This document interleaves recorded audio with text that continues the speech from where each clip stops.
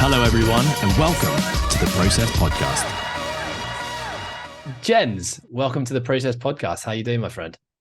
I'm very good, Ed. Very good. Thank you very much for having me. I'm looking forward to this. Yeah, me too. This is the first time we've ever actually properly spoken. We have been connected and shared some back and forth on messages via the wonderful world of Instagram. I feel like we have lots of mutual connections, many of whom have been on this podcast. Obviously, you work with Mr. Ollie MARCHON. We have had previous job applicants at Coastal that I believe you had mentored and worked with. Mr. Patrick James, of course, works with you now. Jamie Lau. I'm sure there's others. Ash Crossman. I feel like you guys have crossed paths at some point in time. All I really know about you, though, is your Instagram is Coach Jenz. You're a South African living in England. You are one of the co-founders of the PFCA, which is a online coaching, or not just online, but a coaching organization certifying and leveling up coaches. You're a part of MARCHON. And let me stop there and hand the mic over to you and tell us, like, who are you? What do you do? Thanks for that. That's a much more concise intro than what we tend to do every time we jump on a podcast. And just recently, Ollie and I we did like a bit of like a video podcast.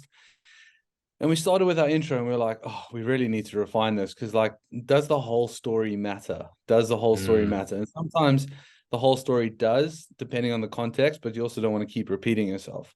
I think ultimately now I'm in a position where I get to, do what I do on a day-to-day basis, which is, run the PFCA, try and make a difference in the world from a coaching standpoint, look after the people in my immediate team within the PFCA, but also, have a helping hand within leadership of the coaches at MARCHON.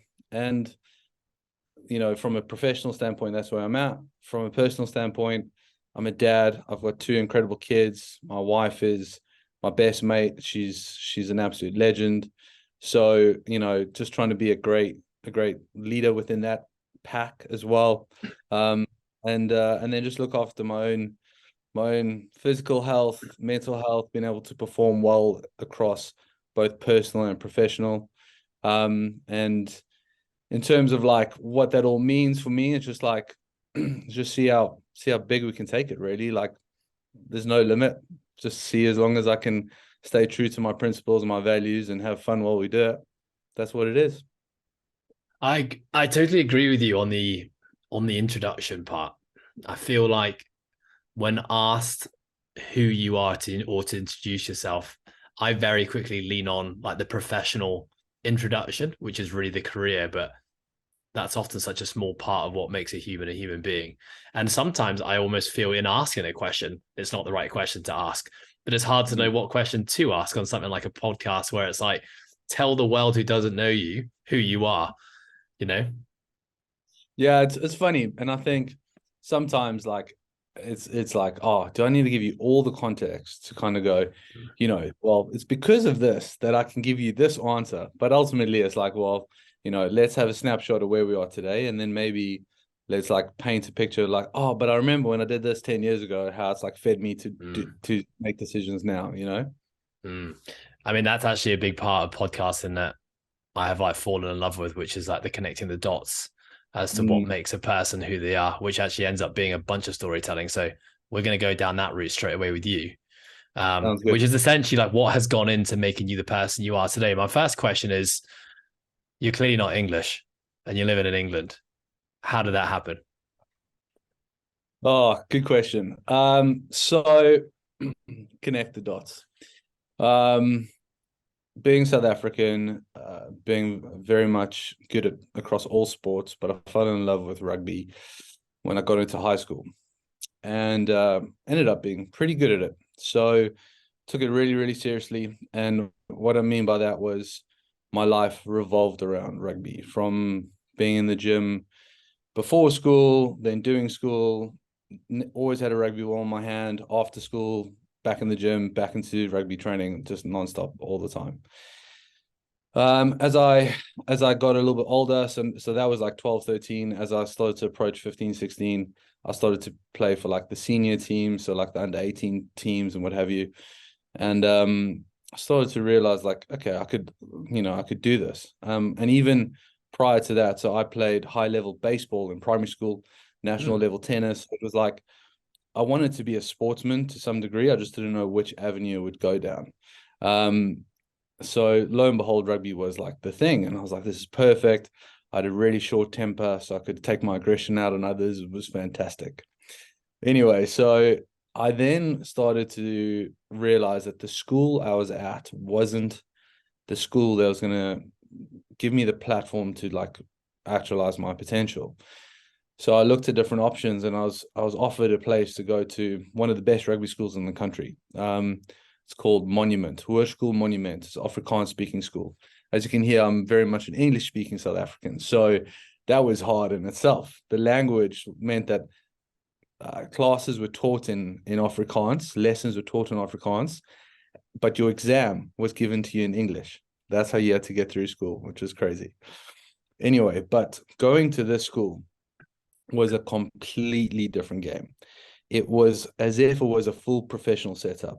If you were part of the first team rugby squad, everything revolved around you. You were treated as like royalty. So you were in a hostel, right? You boarded at the school. So everything from your nutrition to supplements to your access to the gym to even like a school day could be tailored around you if there was a big game that week. So you didn't even have to attend certain classes. On a Friday, if there were exams on a Friday, you could skip those exams because there was a game on the Saturday. It was mad. It was absolutely mad. But what was amazing about it was like the work ethic. So I'll tell you, like, me and the boys would after dinner, bear in mind we would have trained 3-4 times already that day. After dinner, we'd then head back out, take juniors from like the year one in school, and they would be our ball boys. And I played hooker, so I'd stand on the 22 throwing darts at the crossbar, and I'd have like a junior just always bring me balls back.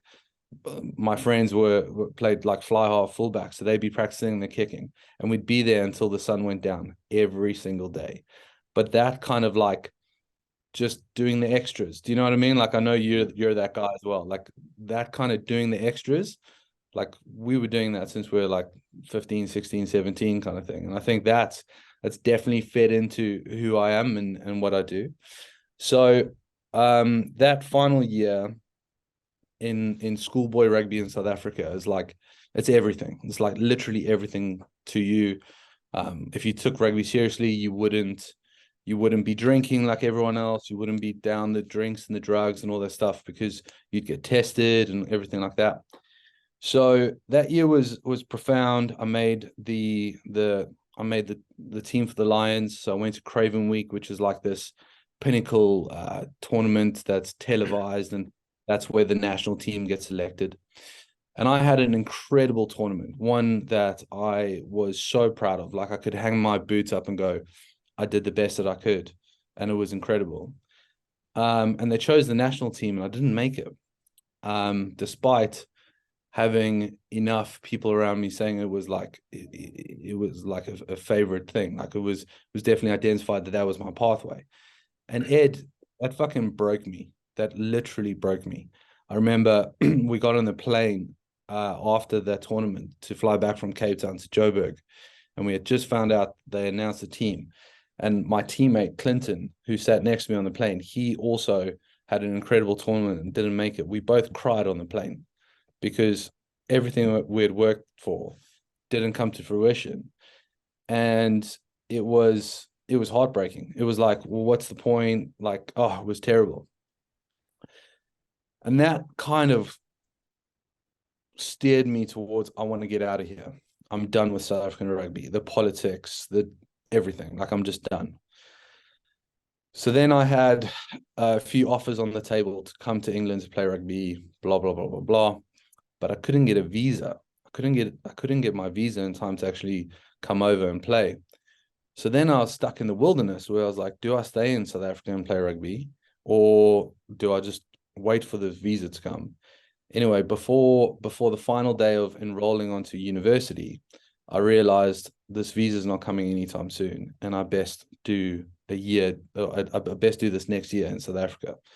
So I managed to get a contract with the Lions and spend a year at like the University of Johannesburg playing rugby full time. And about 9 months later, I finally got the visa to come over to the UK. So as soon as I got that, I was like, I'm done. So that year I played like junior Currie Cup rugby. It was full time. It was fantastic. An amazing year, amazing experience, being in the gym with the senior players, like learning how all that goes on. You were in the Super Rugby training squad, which was incredible. So you were surrounded by like high performance all the time. It was amazing. But as soon as I got the visa, I just left because I was just done. I had so much resentment towards South Africa. I then got here and it all went tits up. Literally everything went tits up. The rugby agent that I had was all bullshit. The offers on the table weren't there. Funding for an international player, had you not played international level, wasn't there. So there was nothing for me. So I managed to play at Ealing for that year. I mean, we're talking 2009. So I played for Ealing that year, and I mean, they were just starting their like academy, and like the money and that was so poor.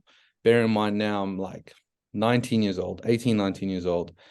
I want to bring my my girlfriend over to live with me and let's do life together in England. I'm like, how am I going to afford this? I'm going to do any of it. I managed to get a contract to go play rugby in Scotland, play for a team called Ayr, which is like Scottish Premiership or whatever it was. And as exciting as that sounds, where it's like, oh yeah, here's a contract. It was no, it's basically paid amateur, where it's like you have to find a job. Like they'll find you a job. We'll give you a house. We'll give you a car, but you need to find a job.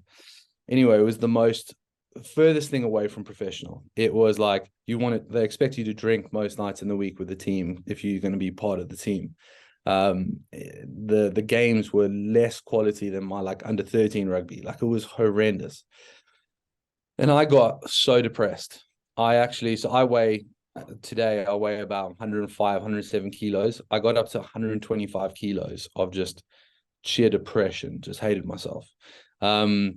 It was such a rough couple of years in Scotland, but at some point during that journey, a friend of mine, South African as well, he was head of the development for the Scottish Rugby Union, and he got me into the UKSCA had teamed up with the Scottish Rugby Union to provide a strength and conditioning qualification for rugby, and they could like feed this development pathway. So I did that on the side, and I was like, fuck, really, this is cool. Next thing I knew, I was like helping with the juniors, and so like the under 18 Scottish like academy boys in the gym, helping them train better, what have you. And I was like, oh my word, this is my jam. I've been in the gym my whole life. All of a sudden, this is a completely new world to me. And that's when I started to like switch towards like, okay, this is something I could do. When looking at the S&C route, I realized there's no money there. Like the offer that I could have had then was like full time. Like I think it was like 16 grand a year. Like, what are you meant to do with that? So I then got a new offer to go play for a different rugby club, whom I told them I wanted to become a personal trainer, all this kind of stuff. And they were like, cool, you can have the rugby gym and PT out of there. And I was like, oh, dreamy. Like, this is perfect. Anyway, turned out my PT qualification that I got at the time was not recognized in the UK from an insurance standpoint. So I went down to London to do another PT cert, because the first one I did was like a NASA or something, like one of those American ones. I did that one. Yeah, and I did that. I basically did that alongside my day job and rugby. So I was working until like 2 a.m. every night, just studying, trying to get through that like course. Anyway, so I went down to London to go do another qualification. And while doing this qualification, the mentor, or like the educator at the time, Aaron, he was like my first official mentor. He said to me, he was like, there's something different about you. You'd be stupid to go to Scotland and do this. Like, you would dominate in London. And I was like, oh, no, I wouldn't. Like, I had so much self-doubt. Like, I wasn't I was in a very low time at the time. I had no money. I felt like I had no future. Like everything was just gone. And he was like, he just got into my head. He then took me to someone else who had owned a gym, and showed me his gym and showed me what he created. And he just inspired me. He was like, you could really do this.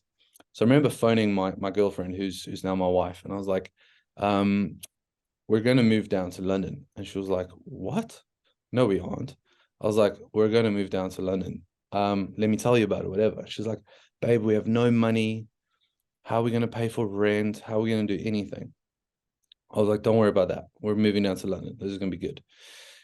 Anyway, so I got one of those gigs where you do an interview, you pass the interview, and you're like, oh, I got the job. But no, it's not a job. It's you're going to now pay a hell of a lot of rent to work out of a Globo gym, right? So I managed to get into like an LA Fitness. First month is zero rent. Second month is half. Third month you're paying full rent of £1,250 a month in North London. Like it's just mad. So sorry, there's that to rent the facility to coach people. Yeah. Gotcha. Yeah, like your license fee. So I get through this, and my mentor at the time, Aaron, he was like, dude, you'll do amazing. When I met the guy who was like onboarding coaches, he was like, no one's bringing like the style that you're going to bring into the gym. Would be amazing. And like I would have brought like, let's call it the shit version of CrossFit, like the circuit based, a little bit too intense kind of vibe. That's probably what I brought if I look back at those horrendous programs. But my stature, my South African accent, just my being, it was just going to be something unique. Anyway, so something I don't share often is we had no money. We were literally broke. We lived in my grandmother's garden shed in Harrow, and I had to cycle to the other side of North London to start my PT journey. Like we put a mattress in this shed. I insulated the walls because I'm handy from a DIY standpoint, and we had a gas heater to try and help us through the winter. Like it was rough, but that was those humble beginnings, so to speak.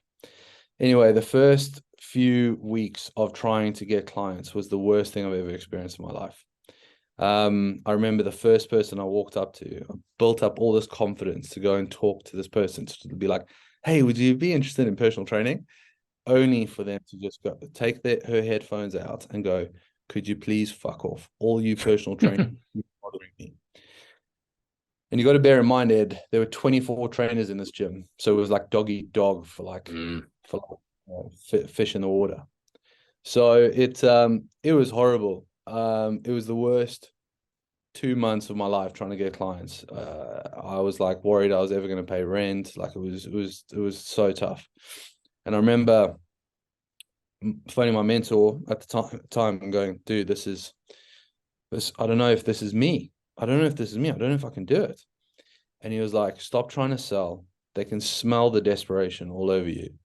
It's like, just go and coach and help people and just like get to know people by name, like that kind of advice. And I was like, fine, you're right. And I did that. Within the next 2-3 months, I was fully booked, to the point that I did a few years where I was doing like that stupid 50-60 hour weeks and all that other jazz and blah blah blah blah blah. But so in a nutshell, how did I get here? That's how I got there. Then the rest, I don't know how much more you want to go into, but and it's been a journey. Now, what an amazing story. Can I just ask, when you took this opportunity to go to the UK, which all went tits up, did that mean, and you started university already, and did you drop out of uni to go? I dropped out of uni. So I did 1 year doing a business management and accounting degree. Typical South African ducks in the row kind of like mindset, like go get your professional job, whatever that might be. The only subjects I really enjoyed at school was geography and accounting, and that was only because the teachers were incredible. I didn't enjoy school from an education standpoint at all. I was only there for sport. So when I went and I did that first year at uni, I did it, but like, and I did well. Like I had good grades, but it was not. It was again, it was just something that I felt like I had to do. And I remember at the end of the year, I said to my dad, I was like, I really don't think this is for me. He's like, son, you can do whatever you want, which was unexpected because I thought he'd be like, you get this done. It's funny, I said the same thing to Ollie, weirdly, and I'm sure you and Ollie have had many exchanges over your past and what has brought you to where you are today. But I feel like your story is very similar to my story in many ways. With rugby being an entry point into coaching, serendipitously, not intentionally.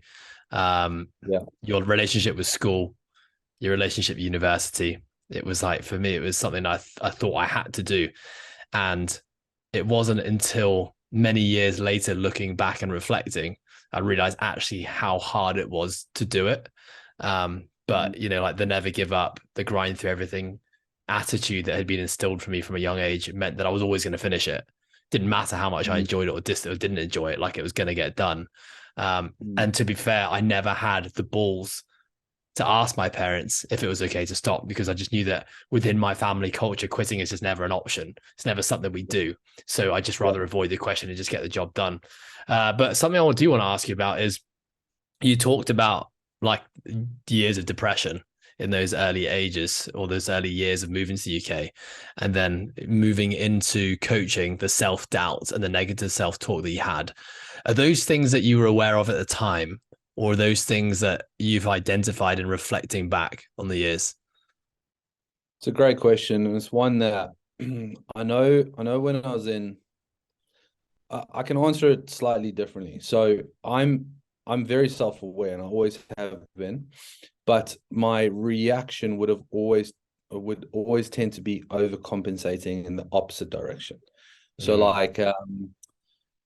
when I was in Scotland and I was really down, I would then overcompensate with like over motivation, like going so hard that it was just like, what are you doing?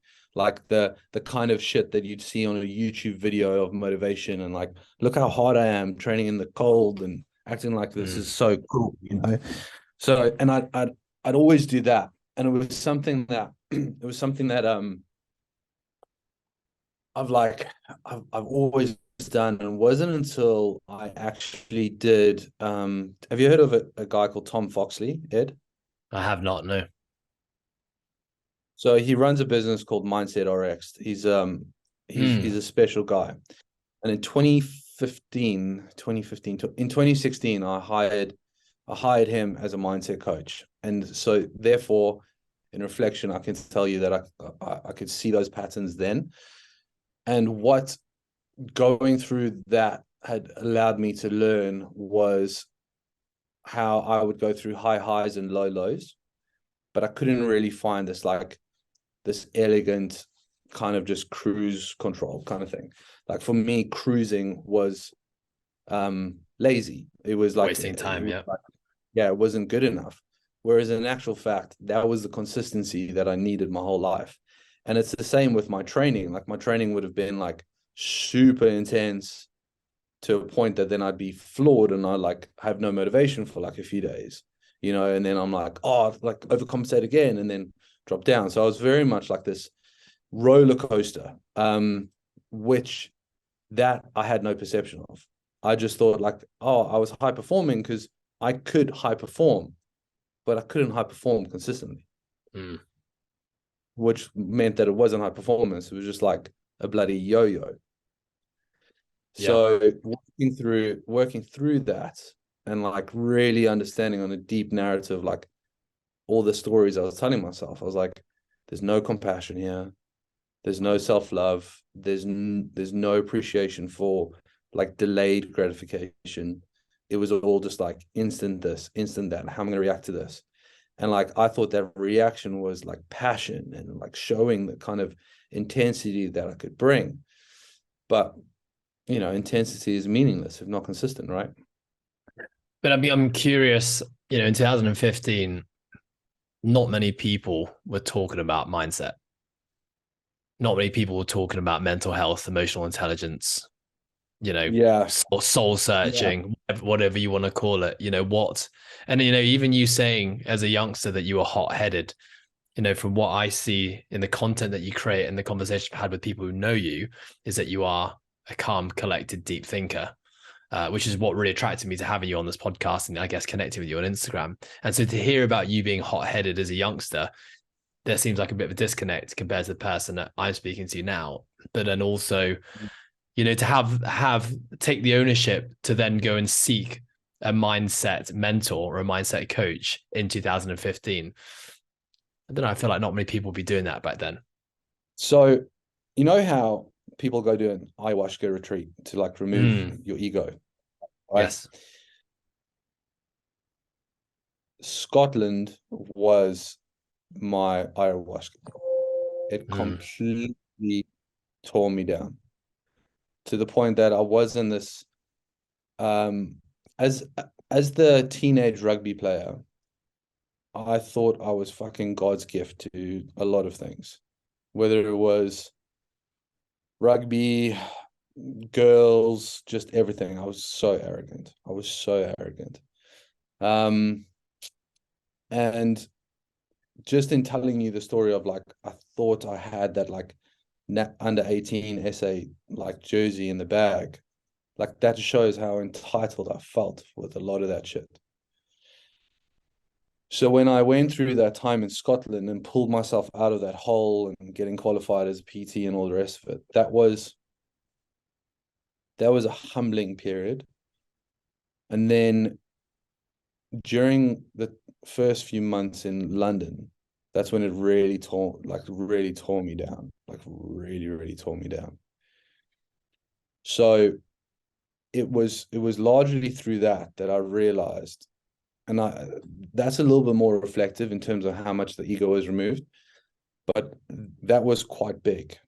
And then what that allowed me to do was realize within many times of my life, I've been through some hard shit, like, growing up, whatever. Like we as a family, we had no money, then we had a lot of money, and then we had no money, like all within a 10-year period.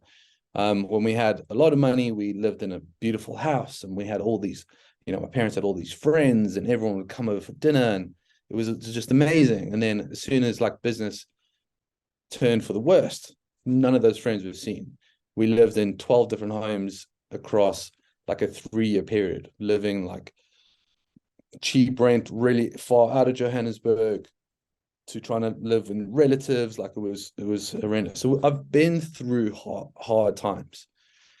But what I went through personally during that like Scotland time and then the first few months in London was, it definitely forced me to kind of just remove the ego. And South Africans traditionally are very much like born and bred in that like Christian society, so you're constantly like praying and trying to figure out like, is this a testing time for me, like what's important here? And it was funny how like all that narrative, just everything was coming to a head. And one thing that people have always said about me is like, you act way older than what you are. I mean, now I'm old, so it's not really relevant, but back when I was a 21-year-old trainer starting out as a PT or 20-year-old trainer, like it was always what people said. So it kind of just like all came to a head. And in 2015, I opened up my gym in London. In 2016 is when I hired the mindset coach, Tom Foxley, because I got to a point where I was like, I realized there was a big dichotomy in terms of what I value and what the business has now become, the business partner I had, and what we had created was nothing in line with who I am. And it was starting to get worse and worse. And the relationship started getting more and more toxic. And for me, I felt that it comes back to this entitlement bullshit. I felt that being a gym owner guaranteed me respect from others. Oh, I must be good because I'm a gym owner. That was the narrative deep down inside. So through working with that mindset coach, I got to a point where I was like, I don't need a gym to respect myself. And I don't need a gym for others to respect me if I just stay true to my values and who I am. but it took me a long time to get there. I feel like you had a life intervention that kind of started your, I guess, almost like a healing journey at quite a young age, which I feel most people don't experience until probably many, many years later. But just circumstance had you start experiencing that earlier. You know, I know what my definitive moment was, but it didn't come till I was 28. But it was business related as well. You know, having a business ended up being such a great platform to allow me to force me to start to change and evolve.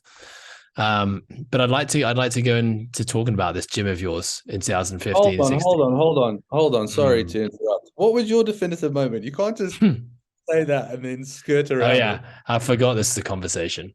No, my moment was, you know, and I've actually spoken about this quite a few times in the podcast, but was, you know, I got into running a business. I opened a business started Coastal Fitness at 20, basically coming straight out of university. And, you know, the first 4 years was a hot-headed, very emotional thinker. But it worked because my first 4 employees were all my friends. And so I didn't have to live and act like a professional, because I could just be the same hot-tempered, emotional thinking person I'd always been, and it would be okay. As the team started to expand and more personalities and people started to be involved in the organization, the culture obviously got very diluted, and to the point where there wasn't a culture at all anymore. And it was basically in a team meeting, as I'm, you know, educating my coaches and feeling like I'm getting nothing back. And obviously this is the tipping point. This is the straw that broke the camel's back. It's not actually the moment that changed everything, but that was a buildup of years of me not actually being honest with myself, not being honest with people around me, not having hard conversations, not knowing what my values are, not knowing what I stood for, people pleasing, being someone that I wasn't really, lack of authenticity, all the classics, all the cliches, but literally all of them piled into one. And I just basically had this like catastrophic moment where I just exploded in this team meeting. And it was just this like huge weight that I had to get off my chest. And this shit it was ugly.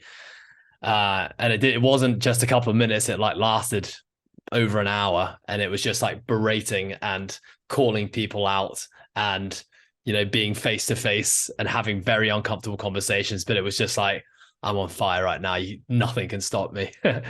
And then, you know, like it so often happens in life, that hard moment was then coupled with a moment of space and quiet, which was me going on a holiday.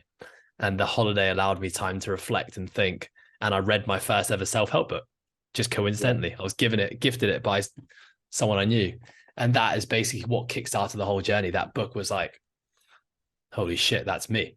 Like everything this book is saying is me.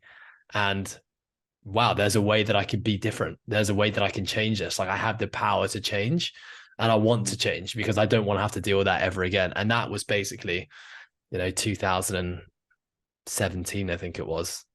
And that was really 2016.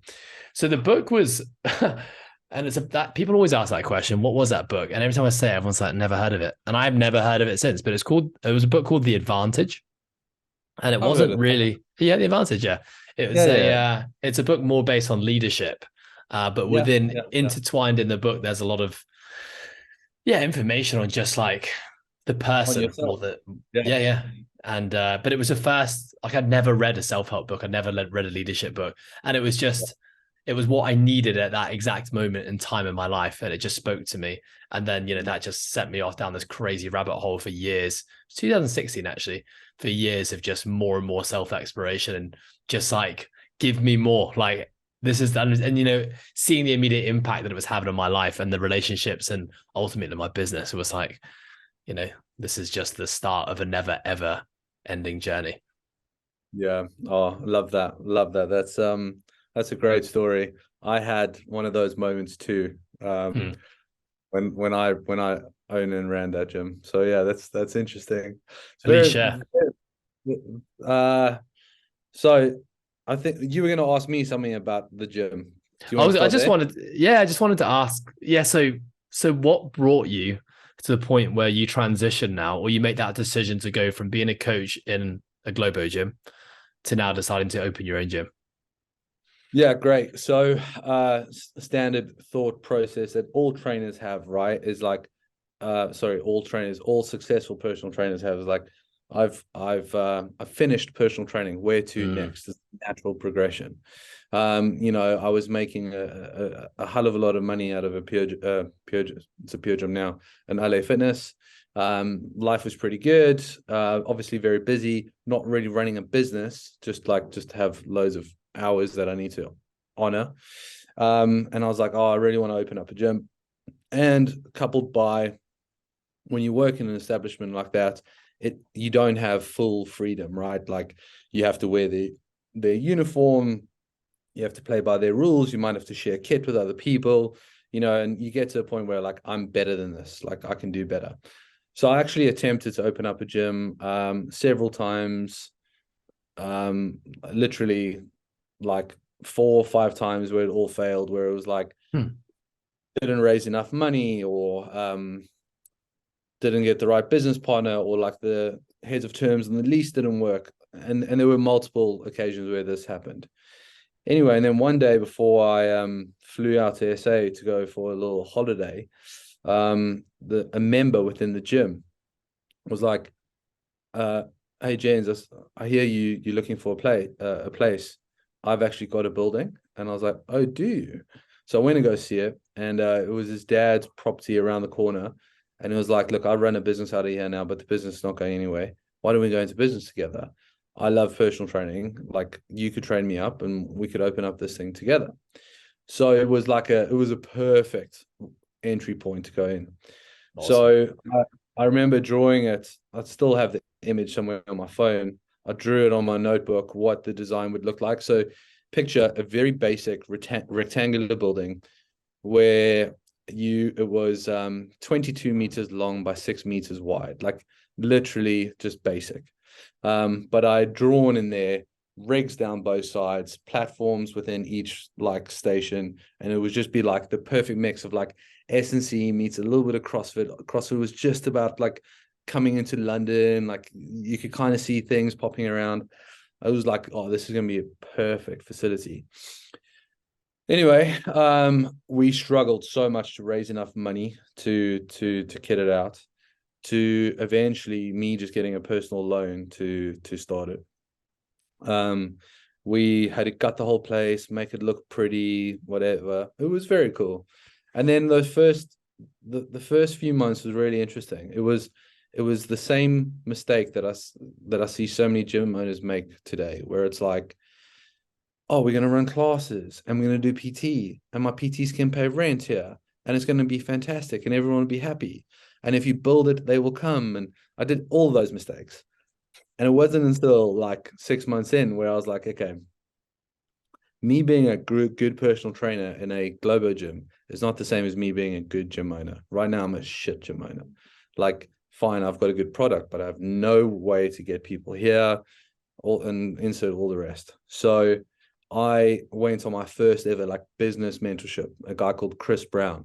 And he ran like very much, his speciality back then was like online marketing, digital marketing, client acquisition, all that kind of stuff. And it was a very expensive mentorship. Like, the investment was huge, but I learned so much in that time to realize that like there's so much more to running a business than just being a coach. And now today that, like, we're very fortunate to mentor so many great gym owners around the world, that conversation always hits home with them really, really well. So I learned a lot in that year. We got really good at getting clients in, at making loads of money in a very small facility. It was awesome. But fundamentally, the model was wrong. The model just wasn't right for the business, for the staff, everything, which, I've heard about what you've recently done. So well done for doing that. I'm interested to hear how that's going. But so we had to tear it all down and start again. Can I just pause you there though, Jenz, real quick? So the business is it financially doing well at this point? Yeah. I mean, from a turnover perspective, we were doing really well. From a business standpoint, systems, operations, being able to leave and know that the business is still going to run and have money coming in. No, it was absolute shit. It required me to be PTing 40 hours a week to make sure the bank's topped up. Yeah, gotcha. So you're still very heavily involved in coaching at this point in time. Yeah. I'm not running a business. A business.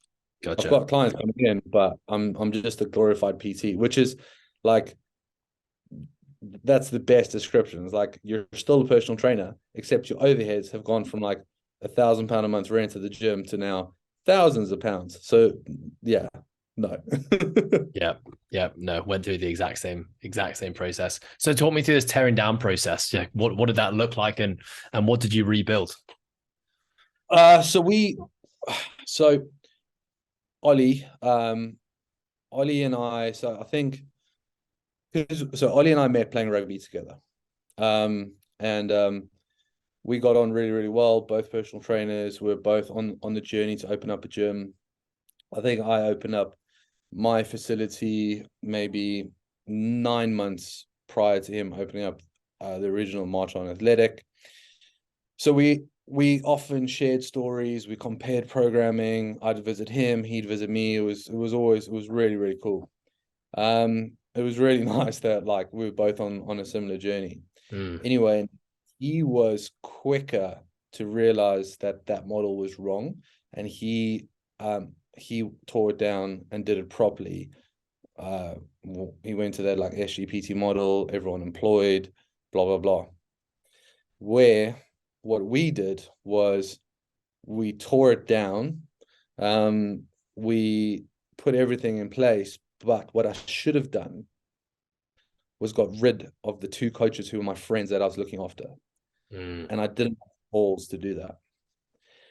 So I kept them on, made a deal suite for them, made it look like the whole business was running really, really well. So it was kind of like one of those, you have to work these amount of hours and you can PT here outside of those hours for free and blah, blah, blah, blah, blah. Anyway, it was a big mistake because, as you know, to run a high-end coaching product, you need to spend a lot of time on staff development, CPD, just like everyone just being on the same team, where I just had a whole bunch of people who just cared about themselves and just did the bare minimum to tick their deliverables off. And I remember closing the gym for 2 days. I'd prepared, this was when I first realized I wanted to be an educator, by the way.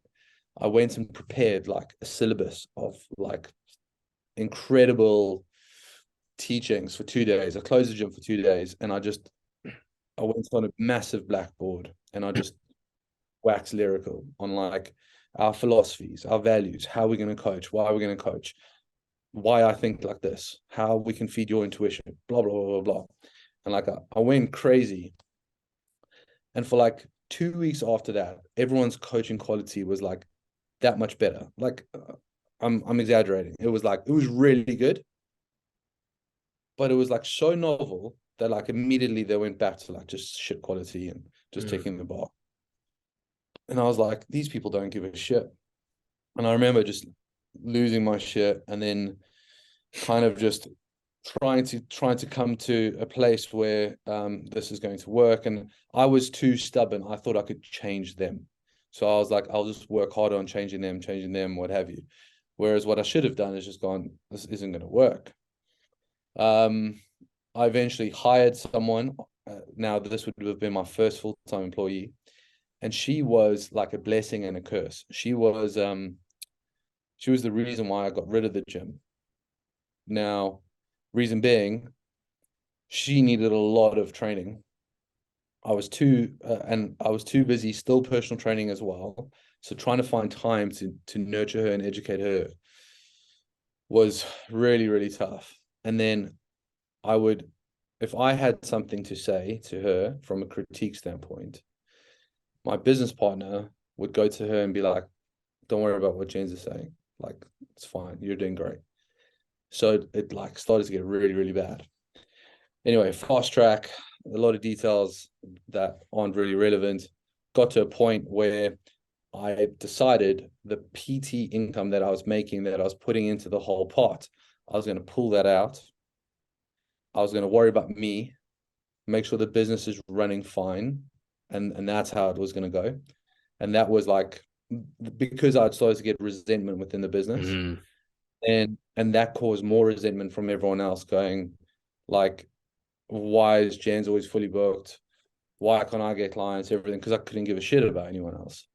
And that was when I was like, I just need to get out. So I tried to buy my business partner out at the time.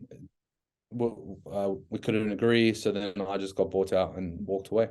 So that was 2018. And that was like you just said as well.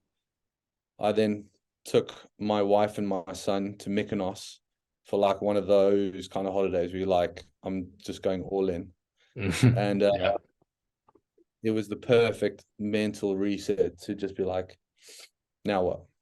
Let's go. Okay, we're gonna pause there, because we're gonna continue the story when you come back from Mykonos. But going back to those times to the gym again, like it sounds very similar to what led me to my breaking point, and therefore the journey that started after that. But that is a real tough one, isn't it? The trying to change people as a leader, because sometimes people can be changed, but sometimes they can't. And I guess we all have our own thresholds as to when enough is enough, and knowing where that threshold is, I think, is really important. I definitely know that probably one of my biggest failures as a leader is exactly that, thinking that I can change people. And the hope that I have when it comes to changing other people comes from the fact that I know how much I change myself. And because I know how much I change myself, you can also experience that too. But I think the key learning in all of that is that people just need to be at the right point in their life to want to change. And, you know, all my change came from being at a point in my life where I wanted it and I needed it. And I saw that was what was necessary for my life. But often the people that are perhaps toxic in your organization at the time, they're not at that place. They're not at a point in their lives where they think change is necessary. And in fact, they think the problem is all you, not them. And so what are your thoughts on that? No, you're absolutely right. And I think so in relation to that conversation, the difference is like you changed, and therefore you changed the terms on how they saw you, which is really hard, right? Because it's like yesterday you were Ed, this version of it, you're a very different version of it. So that's a tough one, right? I think when you bring someone new into the business on this new version of yourself, you have a much better way of articulating your expectations, the values, and how they need to either marry up with that or not fit at all. Yes. So it's like, it's quite hard. And then in terms of changing others, I guess that comes down to the reason why you were and are a great trainer, and so am I, is like, we can create environments for change. Like, that's literally what we do. But there's also a fine line between like creating like slight behavioral changes and then like an actual values change, right? Yes. And those values changes are often, you know, there's a saying like, you can't play God in people's lives, and you're right. Like, they need to have a circumstance of that's like value shaking, like philosophy groundbreaking for them to go, is this who I am? Otherwise, they have no reason to. They have no reason to challenge their beliefs. They have no reason to challenge their principles. Like what I've heard about the environment within where Paddy's come from, and especially the time when Paddy was there, and obviously seeing how far Liam's come, so big credit to you, is that the new version of what you do is rooted on just really good, honest, open, like vulnerability conversations, which means that it actually creates an environment to challenge those beliefs. But most people wouldn't and wouldn't feel comfortable to do so. So big credit to you there. But also that threshold, I think it's just like, it's probably sooner than what people like you and I tend to think. I agree. And I think as well, the context of the businesses, like you said, was going through so much change that things like values and expectations weren't clear. And, if you're someone who's going through change, who's a part of an organization which is going through change, I should say, that it's always a hard time. Not saying good or bad, but it's just hard because it takes time to adapt. I do know that, the more and more with every year, my organization's age, the values and the mission and the expectations become clearer and clearer, to the point where you have someone like a Liam and Paddy who read about your values and your mission online, and before anything else they say, that's where I want to be because I align with those values. I don't even know what you do. I don't even know who you train and who you serve, but I want to be a part of that group of individuals. And that's really cool. And, I know that culture formation, because essentially this kind of it all is about culture, isn't it? Takes years. And, sometimes I think, like the culture's in now, like it's nailed. This is a thing. It's kind of like this unspoken truth that we don't need to hit home and talk about every single day, but it's still not. There are still times that we slip up, and there's still times where I'll step out and things will go back to perhaps closer to what they were before, but it's moving and trending in the right direction, Yeah. And like culture shifts, as you said, it takes a long time. But I think the greatest thing that I love seeing from gym owners is they can look at their business and have a sense of pride. Like you can look at your business, the team, the logo, what you stand for, how you execute the small details, the big things. Can you look at that with pride? Whether and because that's your perception of your business in that snapshot. And that's probably one of the greatest moments that very few gym owners ever get to. And then you are always going to push the needle because that's just who you are. That's just like you wouldn't be in this position if you weren't there, which means that next year it will be different. But it's making sure that at any point that you feel that you can look at the business, doesn't make you feel fulfilled, doesn't make you feel proud. Like now, the fact that you employ your staff and like you've changed the complete narrative for them financially in a positive way, like does that give you a sense of incredible fulfillment? Like I've been in business, I've been self-employed for a long time, and one of the most fulfilling moments I've had, and I've done some cool shit, was recently. For no reason, myself and Ollie agreed to give one of our employees quite a big pay rise. And when telling this person the way that they took it and their body language just took it, because it was unsolicited, there was no reason for it. It wasn't part of a performance review or anything. What that had done for that person was the most fulfilling thing for me I've ever had. I've done some cool shit. Like that's what I mean. Like, can you create a business where you can do cool shit for cool people like that? That's next level. And I'm sure a big part of that person having that reaction is because you've created somewhere where they feel they want to be and they feel a belonging. Yeah. So let's fast forward now to, you've just got back from Mykonos. You've let off a bit of steam. What changes in your life now? So my son was pretty young. It was evident that if I wanted to buy a house, I had to make a lot of money in a short space of time in the rest of that financial year to stop renting and actually get on the property market. So I had 9 months left of that financial year to make a hell of a lot of money as a personal trainer, because that's what I knew, and all my PT clients would have come with me anyway, and make that happen. So I found a studio not far from where I was based, and I just went ham. Like I went absolutely ham.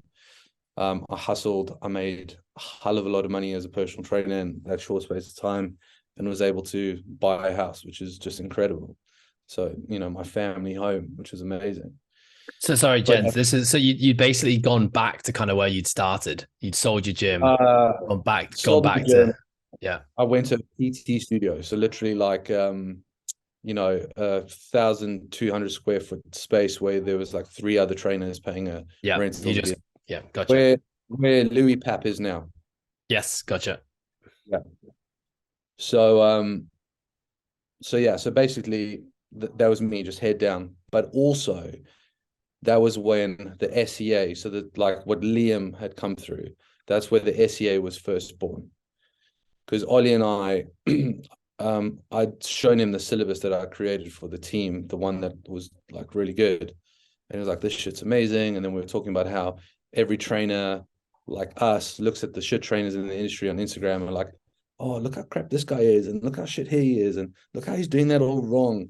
And then eventually we're like, why should we be like everyone else? Why don't we give them a solution? Why don't we try and help these people? And that was when the Stronger Coaches Academy was born. That was when we did our first iteration of the education stuff. So that year we were filming, creating the course and all that kind of stuff. It was phenomenal, like so much fun, alongside the PT stuff. That was a fun year. That was a fun year to be able to look back. I actually did a video just yesterday on like the story of like the SEA into the PFCA. And looking back at that with so much like pride and like just like how much fun that was. And like we some videos we shot just on a new iPhone at the time because we couldn't get the video guy to line up with our diaries, and all these things that like now like you wouldn't dare do because you've got to get the expensive camera out and the lights and all this stuff. What year was that, Jenz? What year was the SCA? 2018. Awesome. See, I talk about this a lot, but when I started coaching, I'd say probably 4 years in, because as I started as coach, I was a one-man band. And so every time I'd bring a new coach on, it would be my duty to mentor them. And that's something I always felt was that an advantage I'm going to give to every coastal employee is that I'm going to give them everything that I know. And I was lucky to have some amazing coaching mentors, and I think know a lot for the age that I was and the years of experience that I had within coaching. And a lot of that was backed on years of being a rugby player and having great strength and conditioning coaches as well. But probably from 4 years in, so this is now 10 years ago, I said, I'm going to one day create a coaching course, a coaching education program of some sort. And I just never, ever had the time to do it. But it was my parents literally say every year, Ed, when are you starting your course? I'm like, nah, it's not yet. Ed, when you starting your course? Nah, I don't have the time yet. So what was actually happening is over the last 14 years is that I was essentially kind of creating this course, but it was just made for the people that would join Coastals. Every time a new coach would come on and be like, right, let me revisit the material that I made for the last 7 years. Let me update a bit here and there, take him through it. Okay, go. We've now got a fully qualified coach. And it actually wasn't until COVID and the pandemic that I suddenly had a bit of time. And, Liam had joined the team, and Liam had expressed that like that was something he really wanted to be in. And Liam's got a great way of articulating complex matters and making them very simple, probably much better than I do.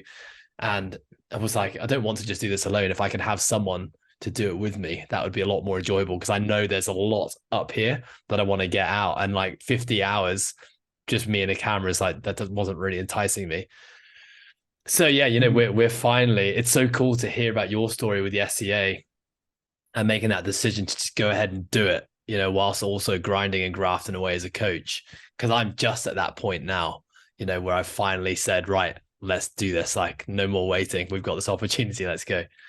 Yeah, it's so cool. I actually saw you or Liam post it like a couple months ago, and my first thoughts were, oh, fair play, like good on you. And obviously I have hindsight.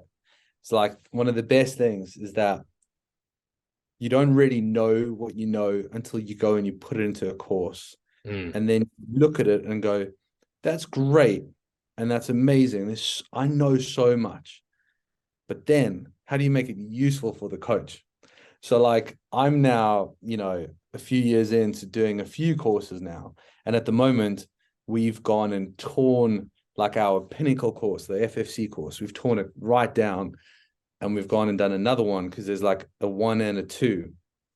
And we brought Craig on to help me so I could have my beliefs challenged from a different pedigree, so it's not just like me and Ollie, we have a similar kind of like, rugby S&C elevation into like fitness, and like we have similar stories where Craig's come from like very much an OPEX background and that kind of like PRI stuff, and so it was really interesting to like go through it all. And even now, so we have these conversations, or we're recording a video lecture. Like recently, I went down on all the science behind what actually happens when creating mobility. And then I literally stopped on video and I was like, Didn't need this. This is not useful for the coach at all.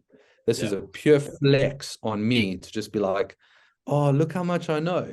But it's like, how does this make the coach's job better? How can the coach do better coaching?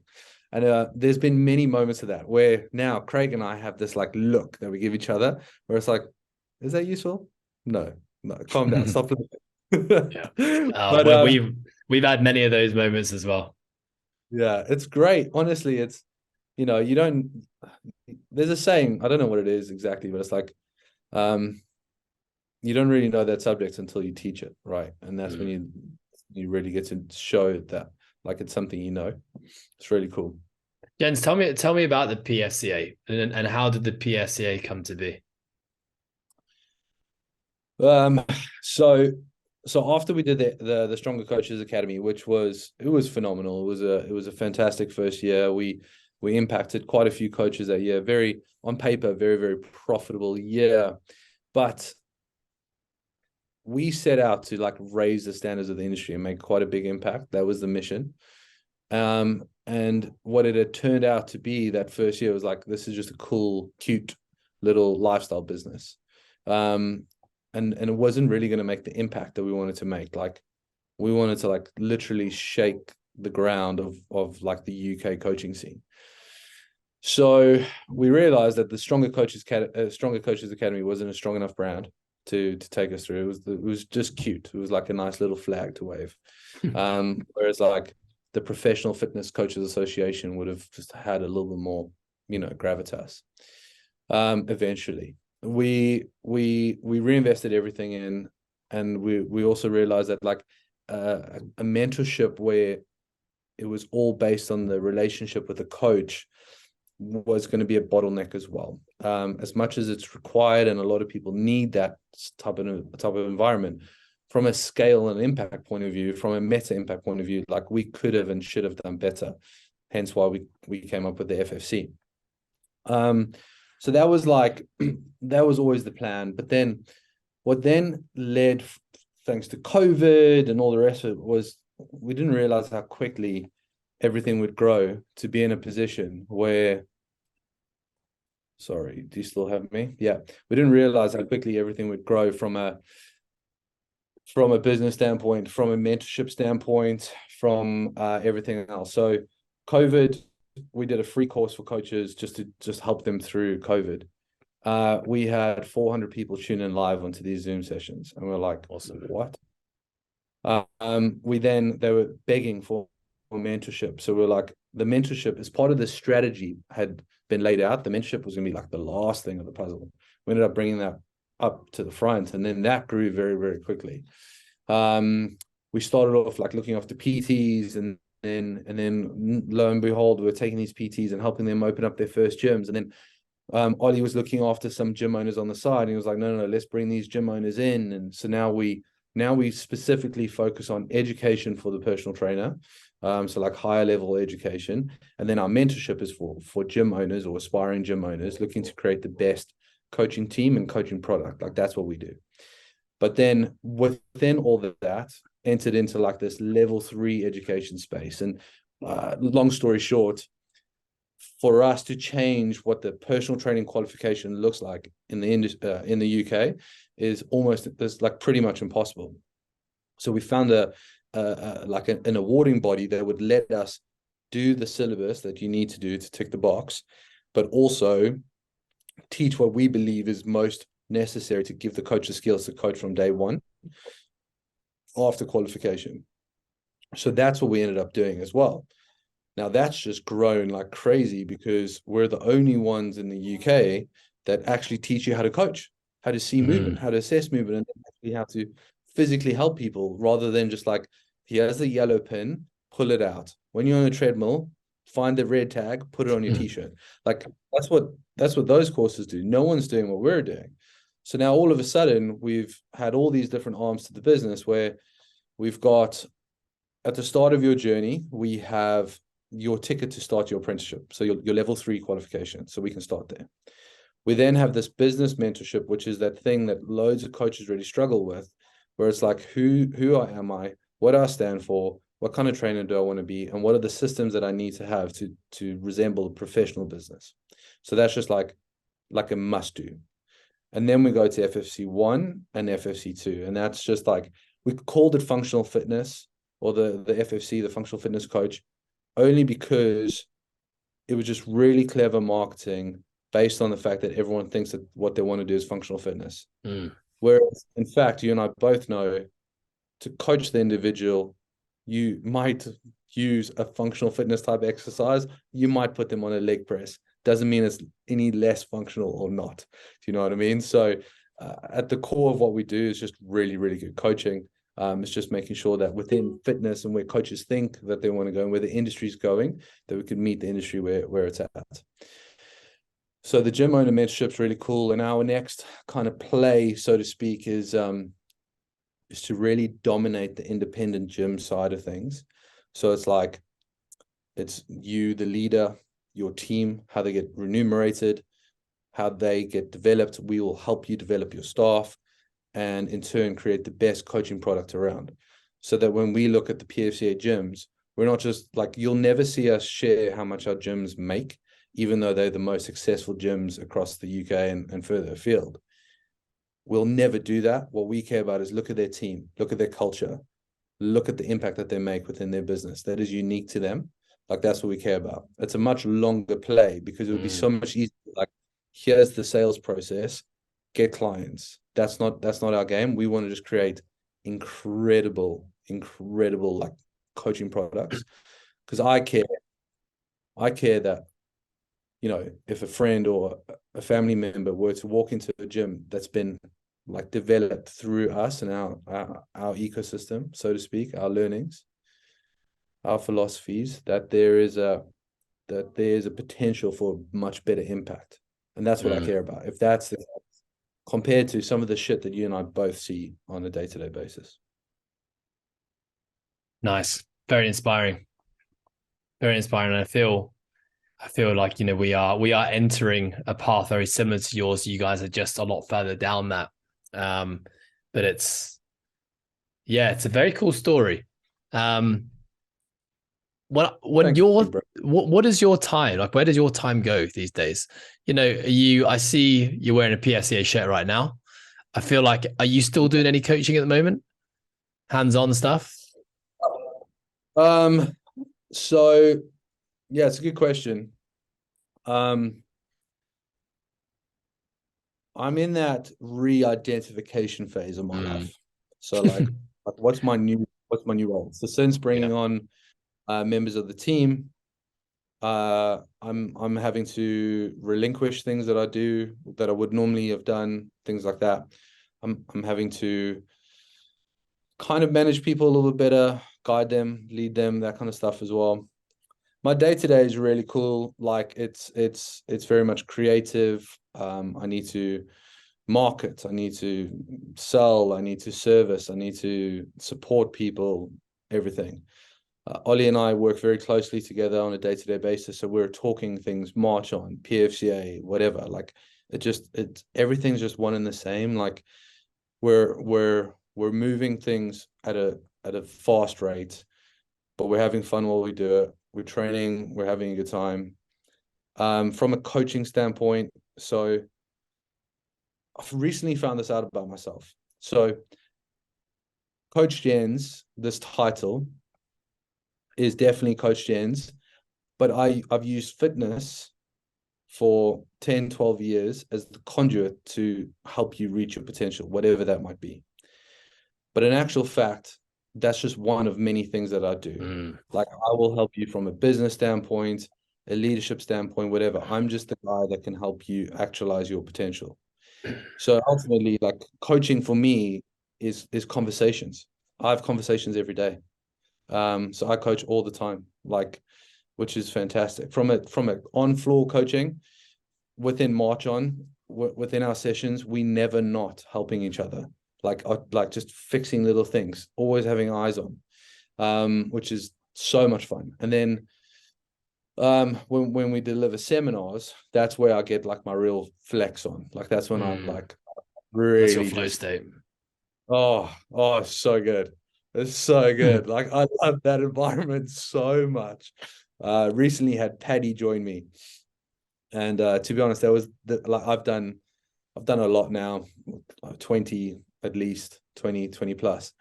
But that was the best performance I've had personally ever, and I really enjoyed sharing it with Paddy. But it was one that like it was just the perfect amount of what the coach needed, having read the room like that, and a little bit of flex, but not too much. And it was inspiring and motivational. And yeah, just so good, man. Just so good. So good. Yeah. I guess when I asked the question, do you still coach? You know, even myself, I insinuate that it means like, are you on the floor doing one-on-one coaching or coaching groups? But you're so right. Coaching can look like many different ways, shapes and forms. And I think at the essence of everything you do, like there is coaching and teaching at the heart of all of it, which I feel is very much similar to myself. It's the medium of coaching has evolved over the years, but it's still coaching in some way, shape, and form. And it's just been a very natural evolution. You know, there was a point where I never thought I would be in a position to be helping other businesses do better. And it wasn't until very similar to you, I think, like in the middle of the pandemic, and we did free calls as well, just to talk about business and struggles and to really just listen to what people were going through. And the questions that were fired at me were basically all to do with business and leadership. And I was able to answer them, and I was like answering them, surprising myself with how much I knew and how much I felt like I had to offer. But I kind of finished that series of calls and was like, I think I have something here that I can share with the world that's outside of just strength and conditioning, periodization, nutrition, lifestyle, mindset. And my own healing journey and self-exploration then, equips me with tools to be able to help people on theirs, which I guess, are we now crossing into lines of like therapy and yeah, I love the idea of just being a generalist and having that skill set across many different disciplines. But it's cool to hear that you're on a very similar journey, and yeah, the educating part, that is my flow state too. I think I have lots of different flow states within coaching, but being able to be in front of a group of coaches and sharing my experiences and just connecting and sharing it, having that time together, so good. Yeah, so good. Yeah, it's funny. Like my flow state can come in. Like I recently had to write all the email marketing for the new course, and like once I'm in, like you get me out. Yeah. I've realized that I'm incredibly creative, but like I wouldn't, like at school you would never have said that, oh, Jenz is a creative person, but I haven't like it's something that's just like, as I've like found out more about how I can like express myself, I've realized that I can do it in many different ways, and it's just like it's a means is creative for me. It's challenging. It's like it's the definition of flow, which is awesome. Yeah, I would say the same as well. I think when I always used to think of creativity, I think of art. And yes, I'm still terrible at drawing, and that will never, I don't know if it'll ever be a strong point, but there is a creative side to me within the coaching space and like within what I do that I feel, yeah, I love doing. Jenz, we said we'd do it now. Yeah, sorry. You feel the same. I'm at a drawing that my kids are 5 and 3. My son is 5, my daughter's 3. And they've got these drawing pads, so you can like draw and then click a button, and it all goes away and you draw again. And they're like, "Oh, Dad, can you draw like a I don't know, whale or something?" and then like, that's not a whale, daddy. It's like, I'm so bad. So I literally that day I put on like YouTube and it was like, learn how to draw, where it's like they teach you these things and I'm there quietly like also trying to practice because I need to teach my kids how to draw better than what I can. So yeah, I'm definitely not artistic at all. Jenz, I know we said an hour, which we've completely failed on. So I do want to start to wrap this thing up. But tell me, what does the future hold for you? I feel like there's a million things happening for you guys. I feel like you guys are always forward thinking. You're always plotting the next thing.